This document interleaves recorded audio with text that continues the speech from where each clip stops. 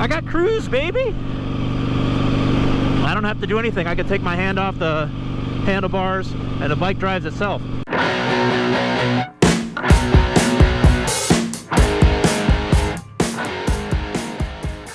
Hi, Dylan from Throttle Company here. We're here to do another edition of In the Loop. It's a January day, but it's about 42 degrees, so that's Fahrenheit, in case I've got any international viewers here. But it's decently warm, so we're going to go ahead and take a vintage motorcycle around our test track. You probably already know from the thumbnail, like I say this every time, but it's no surprise. But the bike is outside, that's the surprise. So I'm going to go through, and like I said, it's warmer, but not super cold, or not super warm, so I still have the door shut. But here it is. This is a 1973 Harley Davidson. You can see that on the side. Sportster. So Sportsters at this point came in two different models.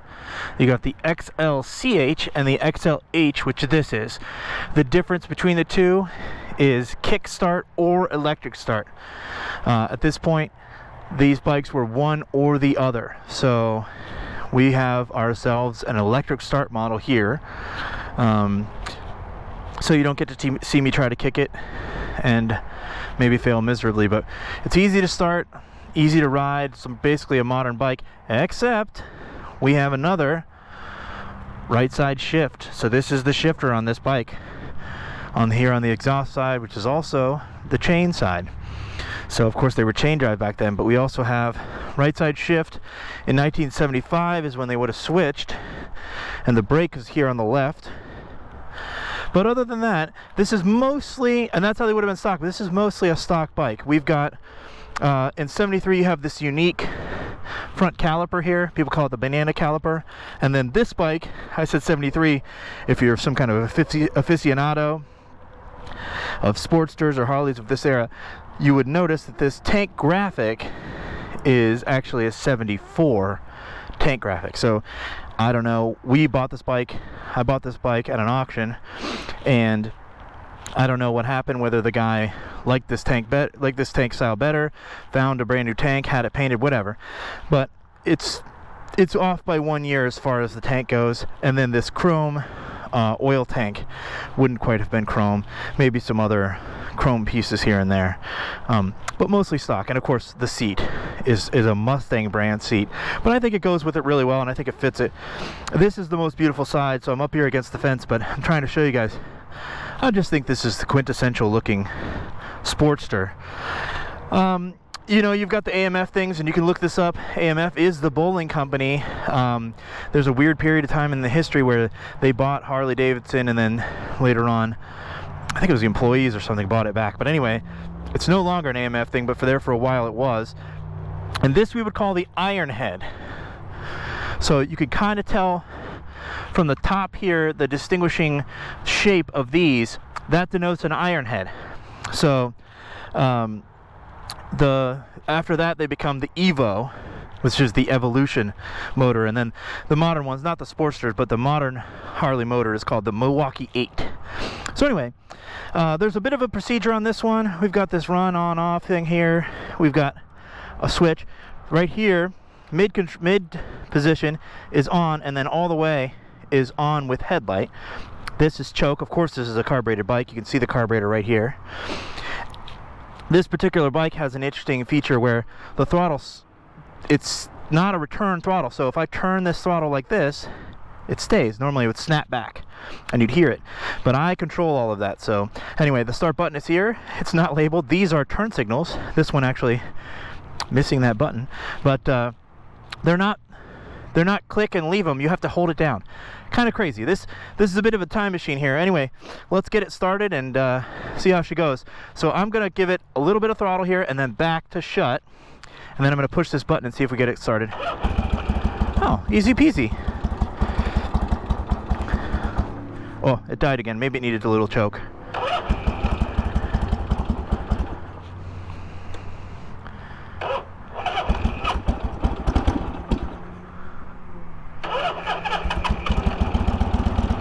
There we go. Just a little cold. Maybe we'll sit here and let it warm up. There it goes. And you got your classic Harley sound. Some people call that potato, but I think it sounds like a galloping horse. Ba-dum, ba-dum, ba-dum, ba-dum. So anyway, that throttle, you can kind of hear it there. I can turn it and let go, and we're sticking at 2,000 RPM. So that's just how it works. Just keep that in mind as we're riding along here. Right side shift, of course. So I put it in first. And we conk out. That was my fault. I gave it too much gas there at once. Alright. Time machine. This might be an adventure, guys. If this thing isn't warmed up, we might have to start it a couple of times. It's got disc brake in the front, so we actually have plenty of stopping power for the time period, I think, at the front. I think that caliper they used in the later bikes in the rear, I don't know my Harleys as much as I know Hondas and Triumphs of this era. But this is just the kind of things that I've heard. But the point of this is not to impress Harley experts or show off all my knowledge about every single bike and all the little details and differences that would have happened in the years. It's to, what I'm trying to do is give people the impression of what it's like to ride something like this. Because I get to ride so many different unique motorcycles that I'm trying to share that with you. It's a little awkward there. Yeah, anyway, I'm trying to share that with you. I'm trying to give you what the experience of what it's like. What is it like to ride a right side shift 1973 Sportster? This is 1,000cc. I didn't mention that there. Harleys only came in one flavor. Now they do 883. People are probably more familiar with that. 883 cc's and 1200 cc's. So 1200 being the biggest one. They're actually the exact same size engine from the outside. It's just the cylinders themselves are smaller for the 883. But anyway, at this point in time, when this bike was coming out, they only have one size, and it was the 1000cc. So like I said, you basically, as far as what the things that you would choose when you were buying this bike from the showroom in 1973 was, do you want to kick it or do you want to push the button and get it going that way? So whoever bought this one chose to push the button, and I am currently glad for that. Kick is fine, but you saw I had to start it twice there. That wouldn't have been as fun if it was kick, you know, every time you stall or whatever. I'll put it in neutral there. Sometimes I keep the clutch in if I'm not as familiar with the bike and this doesn't have a neutral light. I didn't want to mess up and look silly on camera, but we're past that now. Here's a little Grom friend. We'll give him a wave, right?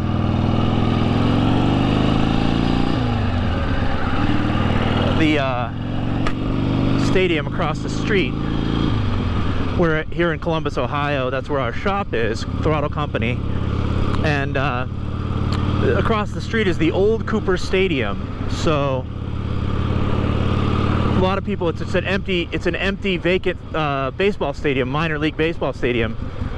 The Clippers got a new stadium. They're still in town, but they got a new place to play. So the old stadium is just vacant, so it's a big parking lot. People practice their wheelies and stunt riding and stuff there, and we go over there and test our vintage bikes and take people who aren't quite as comfortable with bikes riding motorcycles to go on the road. But I don't know if you're paying attention, but if you can see my right hand, I'm assuming you can in the GoPro, I'm having to return the throttle every time, and it just takes a little bit of my mental bandwidth to pay attention to that. So that's just one of those things. The old bikes, you know, you got to do more with your hands. They made things simpler in the modern era, and that's just how things were. That's one of the things that they improved on. This is actually, I think they improved on this the next year. So if you buy a 1 year newer Harley Sportster, you don't have that internal throttle here. and you have a normal throttle that'll snap back. And I've thought about changing it, but honestly my opinion on these things is they're time machines, and I want to keep things as correct as they can be, or as makes sense. Sometimes there are some safety things, and that's arguably one of them, that I would consider changing. You know, better brake pads or better tires, things like that. I don't consider, you know, ruining the motorcycle or something like that, but, you know, everyone has their opinions. These Sportsters, what's really unique about this one, honestly, the funny thing is that there's I having to hold that turn signal in to get it to blink. These Sportsters, it's very rare to find one in close to original shape like this one is. So everyone's always chopped them. They put a hardtail kit on, so this one has rear shocks. Hardtail means they get rid of the rear shocks, and you know, chop them out, make them choppers. You know, this is the era of Easy Rider, and that movie I'm talking about, and they would have just been, that would have been what everybody was into, and everybody on earth wanted Captain America, the big red, white, and blue bike from that show, or from the movie. But anyway, you could see here, we're accelerating. I'm not doing anything with my hand. That throttle is just, that's how it is. It's stuck open, so you just have to keep that in mind. And a lot of people don't like it. Nicole, my business partner, my girlfriend, she does some videos too. I don't know if she's ridden this bike on a video. She's Road Worrier Moto, because she winds up worrying about motorcycles and other things. But anyway, Road Worrier Moto is her name, but she personally hates riding with this throttle. She just finds it too much to have to pay attention to and to keep in mind as far as a safety perspective and everything like that. So anyway, I love this bike. It feels like very raw. We'll give it the beans here. Full throttle.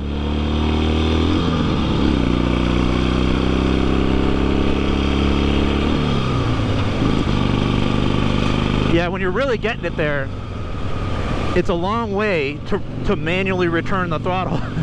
You know, when you're at full open throttle. But here, I got cruise, baby.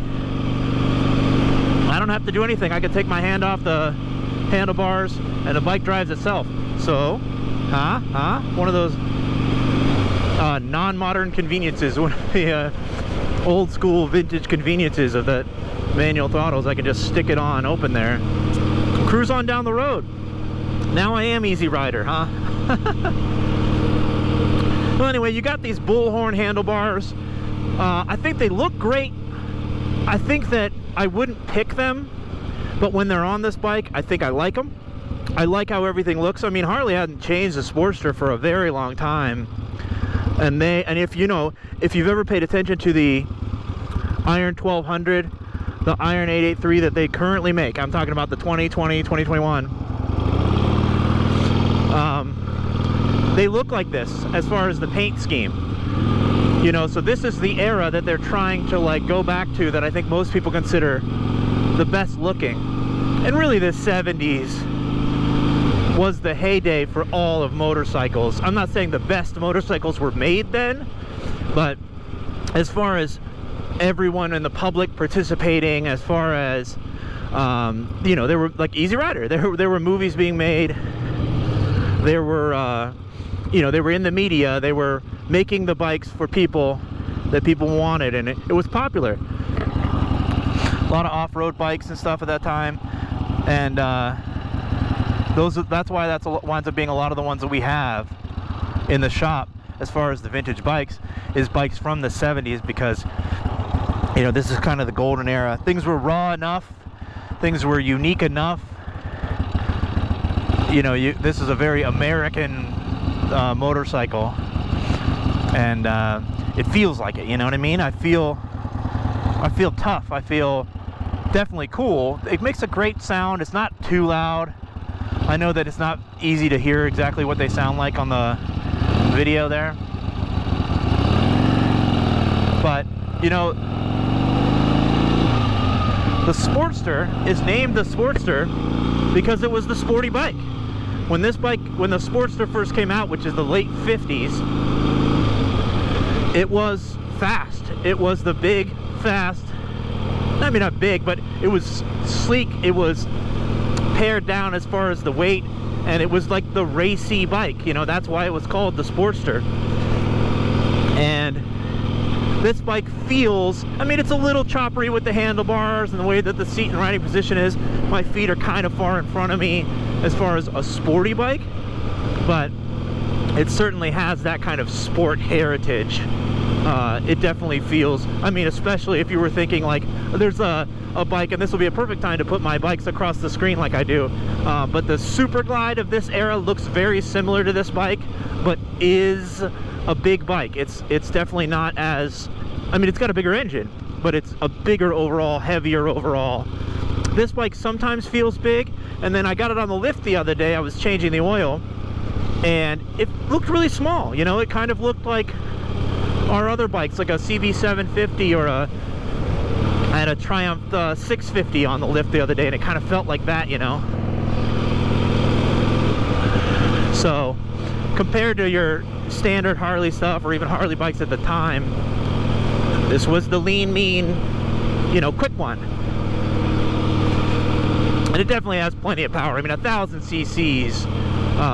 Japanese bikes didn't get up to 1,000 cc's until 1979 or 78. I guess the KZ1000 came out in 1978. So this came out in 69, this era of Sportster. So you're talking about a big cc motorcycle at the time. And it's cool. This bike's got street cred, right side shift.